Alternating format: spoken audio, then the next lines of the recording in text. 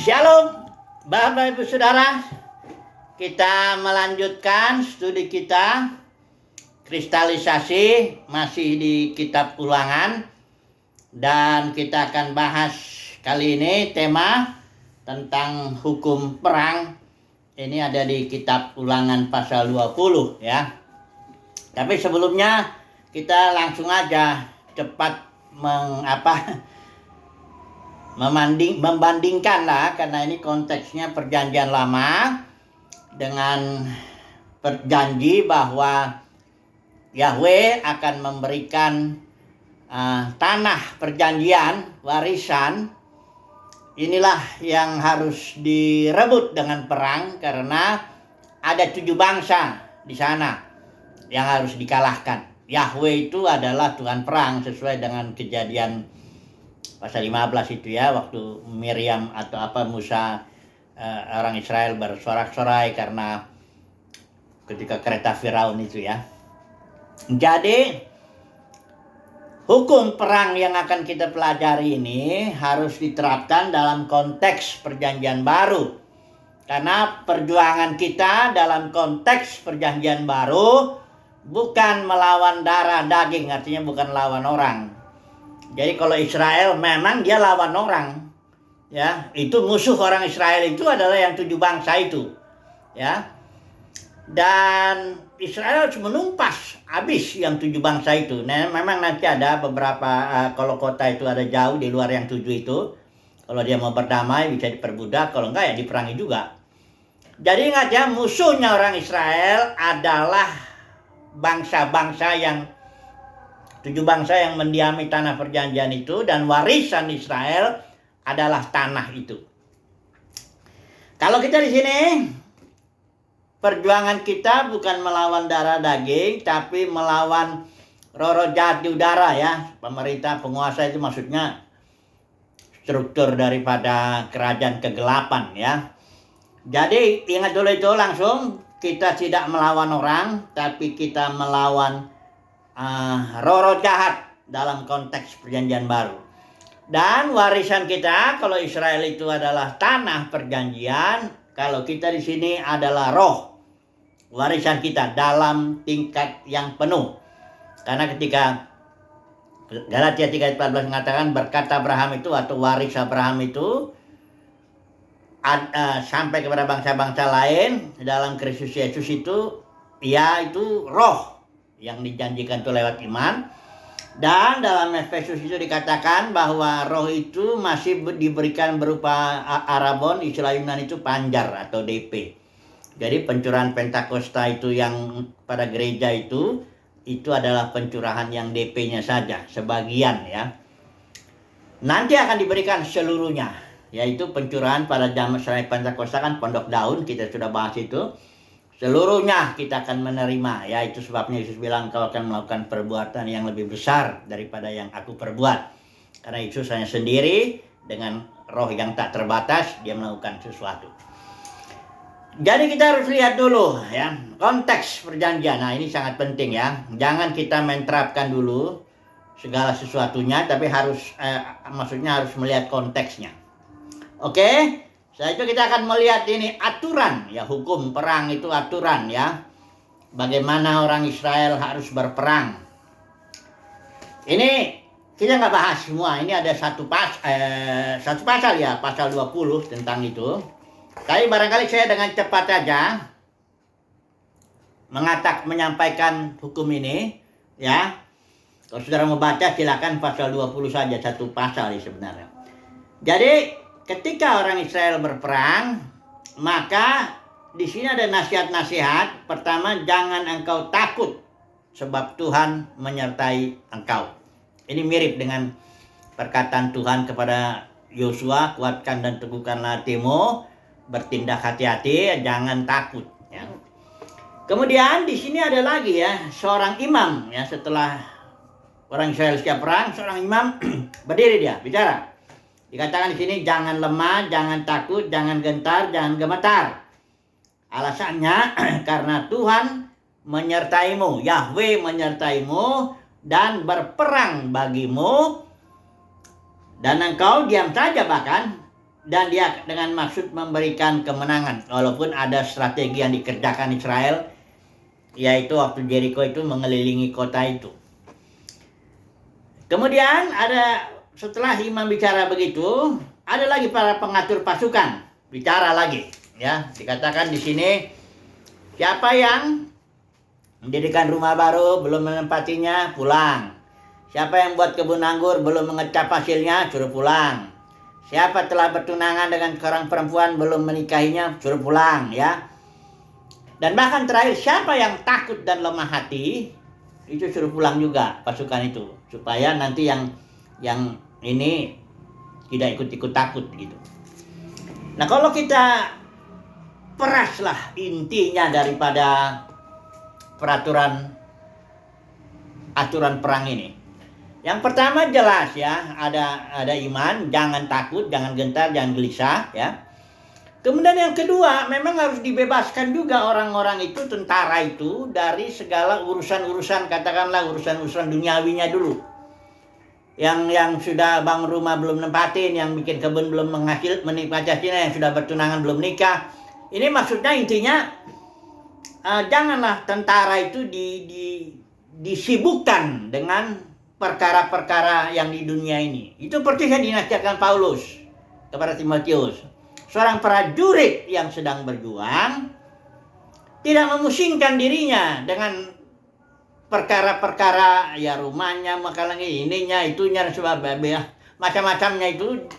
Karena ya seorang prajurit harus tidak memusingkan diri yang soal kehidupannya supaya berkenan kepada komandannya. Jadi kalau orang dibebani dengan banyak pikiran-pikiran, tanggung jawab yang masih seribu satu macam, tetek bengek kehidupan ini, katakanlah begitu ya, dia akan sulit untuk mentaati. Karena di sini nanti kuncinya, ya saudara tahu, kalau prajurit itu tinggal taat aja, udah itu aja. Nggak usah main diskusi.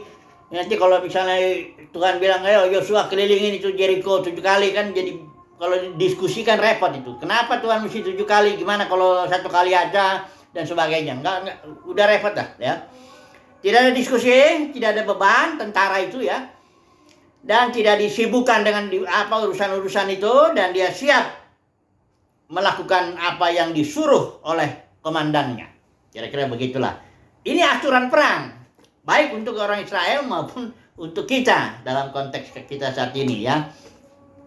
Nah, coba dulu kita melihat, tadi sudah saya katakan bahwa Israel berperang untuk meraih warisan yang adalah tanah perjanjian. Itu warisan Israel ya, sesuai dengan janji Tuhan kepada Abraham. Kemudian kita berperang melawan roh-roh jahat, pemerintah ya. Walaupun memang sebenarnya karena setan ini kan bekerja juga dalam membangun sistem dia. Itu sebabnya dunia itu, kosmos itu juga penguasanya setan. Ya, penguasa kosmos. Jadi misalnya ekonomi sudah jadi sistem ya agama juga sudah jadi sistem ya, sosial ya, kehidupan banyaklah yang sudah menjadi sistem, di mana penguasanya memang iblis di sana, ya. Dan iblis bekerjanya melalui sistem. Dia nggak muncul, ini saya, kau berperang dengan saya, nggak begitu. Ya kemudian, selain dia tampilnya lewat sistem, iblis juga bekerjanya lewat kedagingan kita. Di dalam dia bekerja dari kinan-kinan hawa nafsu daging itu. Daging itu artinya manusia yang udah jatuh dalam dosa itu. Ya makanya kita berperang memang kita berperangnya lawan iblis. Tapi kita harus tahu, bukan iblis yang bergelantungan di pohon itu atau di kuburan-kuburan. Kalau itu nggak berbahaya itu yang begitu. Yang berbahaya itu iblis yang memang dia sudah masuk ke dalam sistem. Ya, sudah membangun sistem dia. Ya. Sistem itu group of things that works together in a certain role. Jadi grup, kelompok-kelompok, ya ekonomi lah, ya politik, ya sosial, ya macam-macam agama termasuk, dia udah bekerja begitu, ya. Dan dia membangun suatu aturan main dia tertentu, yang tentu tujuannya kalau iblis itu tampilnya lewat mamon. Jadi saudara jangan berpikir kalau melawan setan itu kita melawan kayak misalnya ya umumnya orang karismatik suka bilang kalau orang ngantuk, roh ngantuk gitu misalnya. orang ya sebagian benar juga ya, bisa jadi dia ngantuk karena roh jahat waktu dia sedang apa, tapi kan bisa jadi dia karena kurang tidur, kan bisa aja. Artinya begini, peperangan roh itu kita harus tahu bahwa roh itu bekerja melalui sistem dunia, kalau kita bilang itu termasuk sistem agama. Kemudian dia melalui kedagingan ini melalui hawa nafsu kita, daging kita yang manusia kita yang lama yang sudah jatuh, ya. Jadi nanti kita melihat bagaimana caranya melawan itu, ya. Tidak bisa. Kalau orang Israel jelas ya, musuhnya kelihatan, ini orang. Dia peperangan ya, melawan pakai pedang ya dia ya. Nah, saya akan menjelaskan peperangan rohani, ya kita bilangnya peperangan roh ya, rohani atau roh ya, terserah lah yang mana. Melalui cerita ya, tentang contoh ya, melalui contoh Yesus sendiri berperang ya, Matius 4 itu ya, kita nggak bahas lagi karena ini sudah pernah kita bahas waktu studi kristalisasi kitab Matius, tapi kita mengulang dulu sebentar aja. Kemudian dalam Efesus 6 itu juga ada peperangan rohani yang senjata, segenap perlengkapan senjata Elohim, sih jelasin juga. Dan yang terakhir ini aplikasi aja bahwa peperangan rohani itu Abraham pun sebenarnya berperang dia. Dalam hal ini untuk memelihara iman dia, karena dia menunggu dijanjikan Ishak ya, keturunan, tapi dia harus menantikan 25 tahun itu untuk genap itu janjinya itu ya. Jadi sebenarnya Abraham melakukan peperangan juga, walaupun ya memang dia berperang juga waktu dia melawan Lot itu, membebaskan Lot, dia berperang juga ya. Tapi maksud saya ini aplikasinya nanti kita akan lihat. Yang pertama dulu Matius 4. Kita tentu tidak akan baca lagi Matius 4. Kita cuma melihat prinsip-prinsipnya aja di sana. Bagaimana sebenarnya peperangan rohani itu.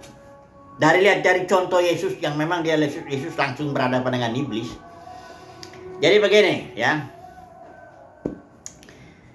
Yang pertama, roh yang memimpin Yesus ke padang gurun itu ya, untuk dicobai oleh setan. Ini setan pertama datang, dia bilang begini, engkau putra Elohim, dan engkau sekarang sedang lapar, karena memang Yesus pada waktu itu berpuasa 40 hari 40 malam. Buatlah batu-batu ini menjadi roti, ya, kan itu kebutuhanmu. Kau sedang lapar dan engkau adalah putra Elohim, bertindaklah demi kebutuhanmu. Artinya Yesus itu disuruh bertindaklah dari dirimu sendiri sesuai kebutuhanmu, ya, karena engkau adalah putra Elohim. Ini saya pakai ya saya.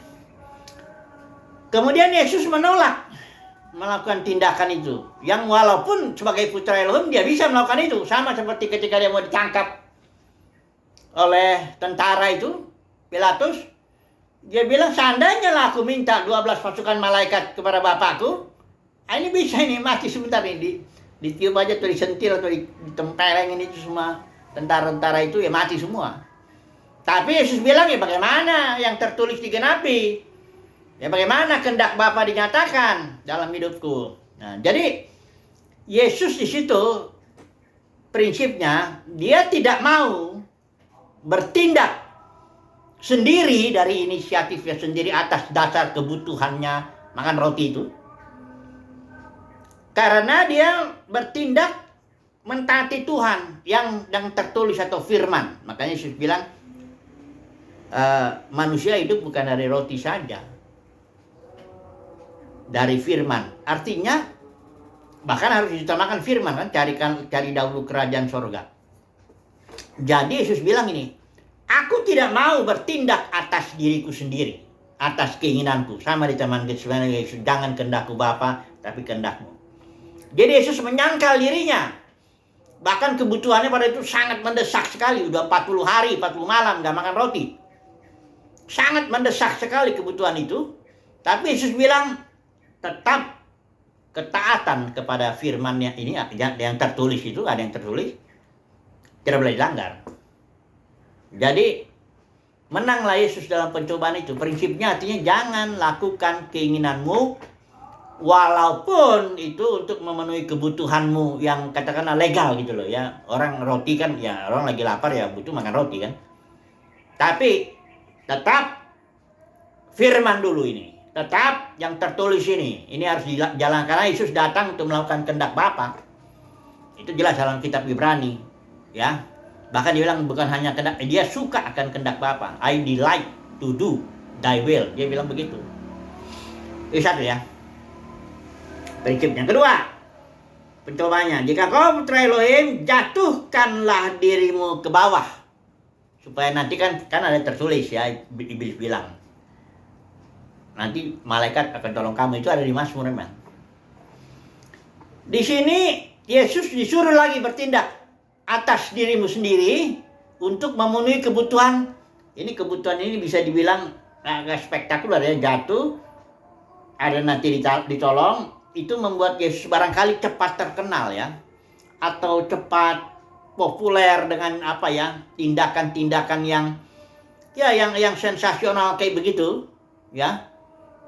Dan Yesus bisa melakukan itu ya.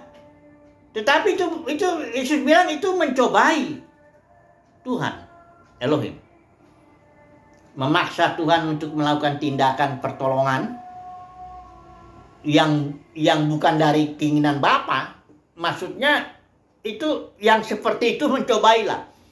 Iblis itu sebenarnya mendesak Yesus, lakukanlah sesuatu, kan engkau juga butuh sensasional gitu, engkau butuh keterkenalan, barangkali engkau butuh mujizat, barangkali engkau butuh apa-apa dan sebagainya begitu. Karena iblis selalu masuk lewat kebutuhan kita. Roti ya, kebutuhan akan apa itu, di harga atau kayak Maslow itulah ya, banyak tingkat kebutuhan lah. Barangkali yang turun itu termasuk yang kebutuhan yang di atas, aktualisasi diri barangkali atau apa. Pendeknya kebutuhan. Tapi Yesus tetap tolak. Nggak bisa. Aku datang bukan untuk melakukan kehendakku, ya, untuk melakukan kehendak Bapa. Kehendak Bapa itu adalah jangan cobai. Yang tertulis itu, yang kehendak Bapa yang tertulis itu, jangan kau mencobai Tuhan Elohimmu. Kemudian yang berikut, iblis langsung ini ke intinya. Inti daripada segala permasalahan itu buat iblis itu, dia bilang gini, lihat nih kerajaan dunia dan kemuliaannya. Ini bicara kemuliaan nih, kalau nggak ini, nggak apa, tidak begitu mudah ini ya. Tuh lihat tuh, kerajaan dunia kemuliaannya. Ya, itu bukan maksudnya langit, bumi, laut dan segala isinya milik iblis. Salah ya, jangan ya. Artinya itu langit, bumi, laut dan segala isinya tetap milik Tuhan. Iblis hanya membuat sistem itu yang tadi saya bilang itu sedemikian sehingga memang ada kemuliaannya. Kemuliaan duniawi lah gitu ya. Karena penguasa dunia ini ya setan yang dia membuat ada kemuliaannya. Dia bilang ada kerajaan-kerajaan. Kerajaan-kerajaan itu juga dia bekerja melalui kedagingan manusia. Kayak Nimrod itu bangun kerajaan sendiri, dia bangga. Itu kemuliaannya bukan kemuliaan Tuhan, itu kemuliaan Tuhan iblis, baru bisa dibilang begitulah ya. Dan iblis bilang, itu akan kuberikan kemuliaan yang model begitu, bukan kemuliaan Tuhan ya, kemuliaan yang model yang kubuat itu, kuberikan kepadamu, tapi kau sujud sama aku. Ya. Nah, ini kira-kira begini kalau kita aplikasikan. Dalam dunia kekristenan, karena kekristenan sudah menjadi sistem kosmos, ya, di mana penguasa dunia itu iblis dan sasaran dia mamon, ya. Itu iblis juga bikin kemuliaan yang beda dengan kemuliaan Tuhan. Dia bikin kita menjauh entah kemuliaan manusiawi, entah kemuliaan duniawi atau apa, istilah saudara silakanlah. Tapi yang jelas itu yang ditawarkan oleh iblis kepada ya pelayan-pelayan Tuhan itu, kalau asal kau mau sembahku. Tapi bukan berarti kita dengar itu, enggak. Jadi pencobaannya itu dalam prakteknya, seorang pelayan ya, misalnya ini contoh aja karena kita semua dicobai, saya juga mengalaminya begitu. Misalnya gini, dalam diri kita itu memang ada kecenderungan ingin kemuliaan manusia, bukan kemuliaan Tuhan ya. Ketika kita jatuh dalam dosa, kita kehilangan atau berkuranglah kemuliaan Tuhan sedemikian. Dan untuk menutupi itu, kehilangan kemuliaan Tuhan itu, kita punya kecenderungan seperti Adam dan Hawa, tutup dengan kemuliaan yang lain daripada, karena Adam kan tutupnya pakai daun-daun ponara itu. Kalau Tuhan bilang kemuliaan itu tutupnya harus dengan binatang, Kristus, ya. Christ in you, the hope of glory. Harus ke situ. Harus memiliki kecenderungan atau keinginan kemuliaan Kristus yang di dalam batin. Sementara kecenderungan kedagingan kita ingin kemuliaan yang dari luar. Dihargai orang lah, ya, menjadi kaya. Orang kaya pasti dihargai, itu udah nggak usah. Orang miskin dihina. Saudara jangan kaget kalau itu mau apapun dimanapun, dalam denominasi manapun orang miskin dihina, itu sudah kenyataannya. Nggak usah lagi ditutupin lagi itu, ya, nggak usah ditutupin. Itulah faktanya. Itu sebabnya pencobaan itu dari luar itu iblis memberikan begitu, dengan catatan, ya, engkau kejarlah itu kemuliaan yang itu, ya. Itu sebabnya nggak heran kalau misalnya di dalam denominasi Kristen dibilang pendeta besar, gitu. Apanya yang besar, saudara? Jelas bukan Christ in you-nya itu yang di dalam batin. Bukan kemuliaan Kristusnya yang besar, bukan. Karena tidak ada orang yang tahu apa yang di dalam batin. Tidak ada yang orang tahu. Apakah seseorang itu cinta Tuhan atau cinta uang? Tidak ada yang tahu. Tapi kalau dibilang dalam dunia kekristenan pendeta besar, pastilah yang besarnya itu jemaatnya, barangkali jumlah yang dia tarik itu orang barangkali bisa puluhan ribu. Gedung-gedungnya, sekolahnya, hartanya, atau pokoknya segala sesuatu yang di luar itu loh, ya, lahiriahnya, kemuliaan lahiriahnya yang besar, ya. Itu makanya Wasmini bilang kalau mau cari orang yang kenal Tuhan jangan cari di tempat-tempat terkenal, katanya.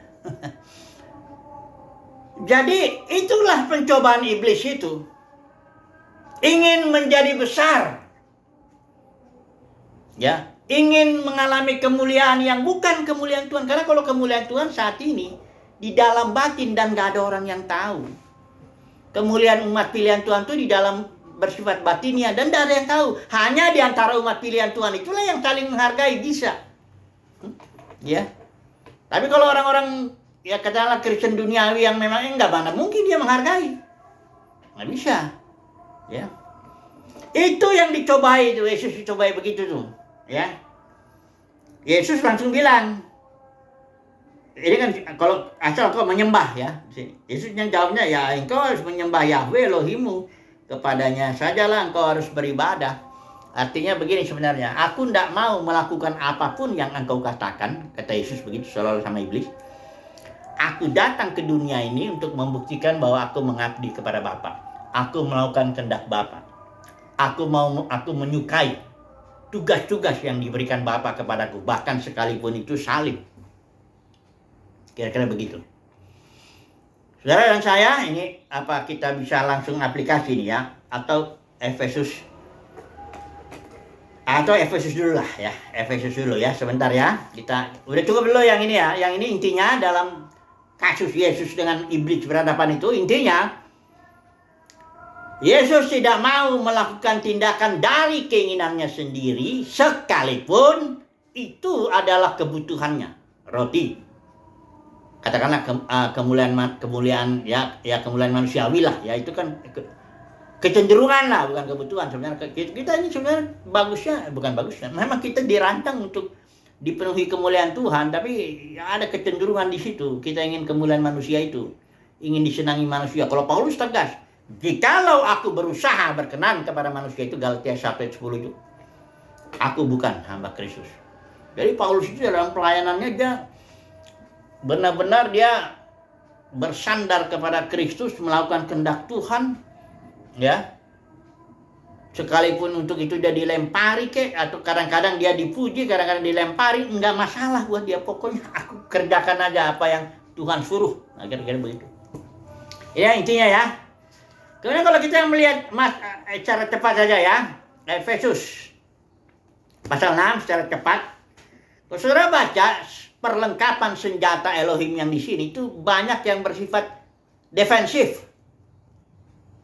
Bukan ofensif, bukan menyerang dia kebanyakan senjatanya. Tapi bertahan, berdiri teguh. Ya, ada 2 kali sini, berdiri teguh.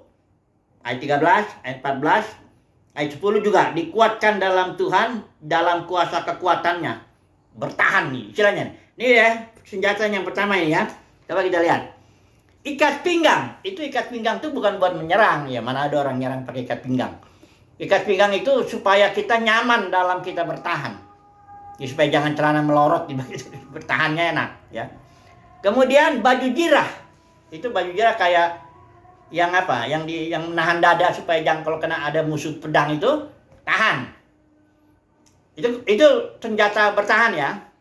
Kemudian di sini perisai. Perisai juga bertahan, perisai ya.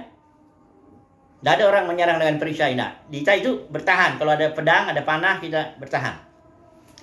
Kemudian ketopong. Ini juga ketopong bertahan. Ya, kalau ada orang medang pedang menghantam kepala kita ya ada pertahanan. Ketopong. Pedang. Nah, kalau pedang roh itu aja sebenarnya dia bisa juga bertahan. Saudara pernah lihat nggak orang main pedang itu?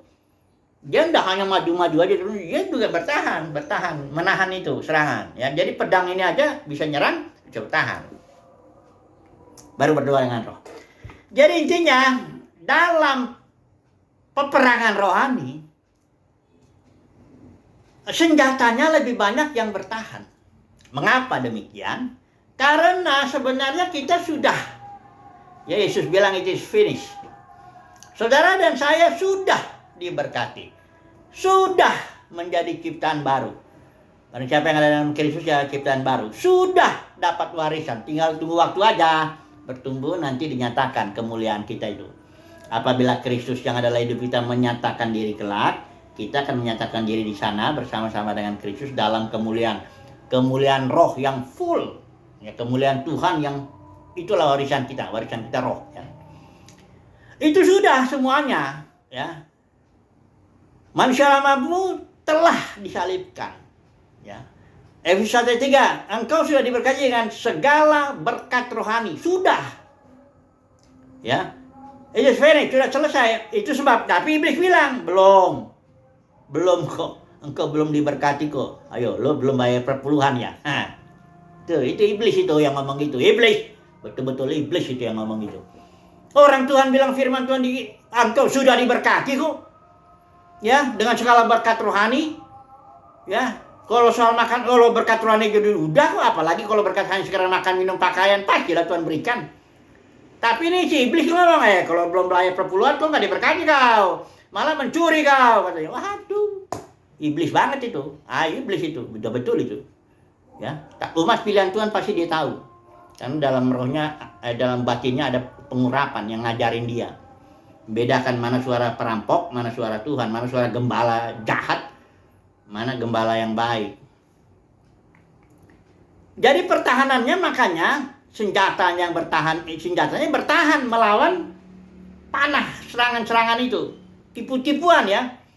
Iblis itu menyerangnya dengan ajaran palsu. Ijabel, Bileam, Nikolaus. Sekarang ini dalam biasa Kristen sudah diterima.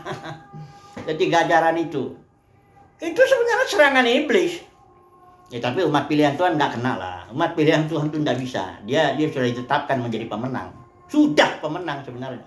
Sudah lebih dari pemenang, bukan hanya pemenang aja. Ya, jadi makanya senjatanya tinggal bertahan.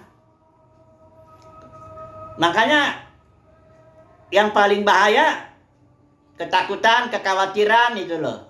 Karena ini panah ini. Membuat kita tidak percaya bahwa kita sudah diberkati. Bahwa kita sudah menang. Ya, bahwa kita sudah diberkati, diberikan segala berkat rohani dalam sorga. Sudah semuanya. Ya, tinggal kita jalanin aja hari lepas hari. Betul kok memang. Kenyataannya kan begitu kan. Nggak ada di antara kita yang kelaparan. Kecuali kalau khusus untuk orang-orang martir kali ya. Kan dipenggal kepalanya atau apa dibikin. Itu berkatnya lain lagi. Tapi sudah diberkati juga. Pokoknya kalau yang tipu-tipu agamawi ini, panah iblis ya lewat tipuan agamawi, kau harus kerjain ini, kau harus datang ke gedung ini. Kalau enggak nanti kau enggak beribadah. Padahal ibadah itu dalam roh, bukan datang ke gedung ini, gedung itu. Ya, jadi senjatanya bertahan lah. Oke lah, kita langsung kesimpulan aja lah. Ini udah waktunya udah habis. Intinya gini, saudara dan saya hanya satu. Warisan kita kan roh ya. warisan kita tuh kemuliaan Tuhan, roh yang full, ya. Bagaimana caranya? Lakukan saja kehendak Bapa, bertahan. Karena kita sudah diberkati, sudah mendapat waris, tinggal tunggu waktu aja. Kayak Abraham. Abraham dijanjikan anak. Itu udah pasti, ya. Perkataan Sarah itu salah sekali. Waktu Sarah itu mengusulkan Hagar itu Sarah bilang, kau tahu Tuhan tidak berikan aku anak. Salah itu. Salah betul. Itu sebenarnya sudah kok. Tinggal Abraham sabar aja. Makanya sebagai penutup ya, kesimpulannya saya akan kutip ini yang kalimat Ibrani pasal 10 ayat 35 ini sampai ke bawah itu selalu saya tiap pagi itu saya ini, karena kepada kita barangkali Tuhan menjanjikan sesuatu yang bersifat jasmani, entah itu sesuatu itu apa, pokoknya yang bersifat jasmani lah. Biasanya itu ada, ya, ataupun yang rohani, kepenuhan roh yang full, ya. Di kitab Ibrani pasal 10 ayat 35 itu gini. Sebab itu janganlah engkau lepaskan keberanianmu, imanmu, dan keyakinanmu. Karena besar upaya yang menantinya ada satu. Sebab engkau membutuhkan pertumbuhan karakter itu. Kesabaran Kristus, kesetiaan Kristus, kekudusan Kristus, ketahanan Kristus, ya, ketenangan Kristus, keuletan Kristus. Kau butuh itu supaya setelah melakukan kehendak Bapa, hari lepas hari kita kerjakan, kita akan menerima yang dijanjikan itu. Kemudian, sebab sedikit, bahkan sangat sedikit waktu lagi, Dia yang sedang datang akan tiba tanpa menunda kedatangannya. Ini yang ketiga.